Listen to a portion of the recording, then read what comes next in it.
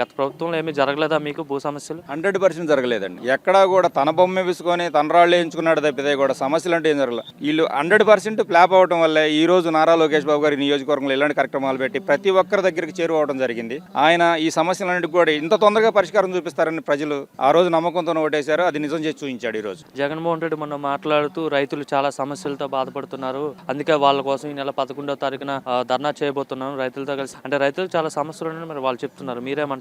Sir, ఏ ఒక్క రైతు కానీ ఏ ఒక్క గ్రామం నుంచి ఏ ఒక్క వ్యక్తి కానీ వాళ్ళ సదస్సులకు కానీ వాళ్ళ ధర్నాలకు కానీ వెళ్ళరండి. అతను 5 సంవత్సరాలు ఏం చేశాడండి? ఏ చట్టం తీసుకొచ్చాడు, భూ హక్కు చట్టం. దానికి ఎంత వ్యతిరేకత వచ్చింది? ఎంతమంది రోడ్డు ఎక్కారు రైతులు?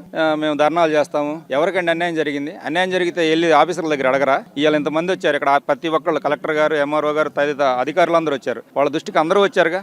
మా ఊరు వచ్చి మా సమస్యలు తిరుగుతుంటే మేము రోడ్డు ఎక్కాల్సినంత అవసరం ఏముంది? ఎవరైతే నమ్మరండి జగన్మోహన్ రెడ్డి గారిని. కూటమి ప్రభుత్వం 4 నెలల్లో ఇంత చేసిందంటే ముందు చేస్తుందని మాకు నమ్మకం ఉంది. 100% చేస్తారు. నారా లోకేష్ గారు ఈ నియోజకవర్గంలో ఏ సమస్య లేకుండా తీరుస్తామన్న మాట ఇచ్చారు. అలాగే కట్టుబడి ఉన్నారు ఆయన. అలాగే చేస్తారు.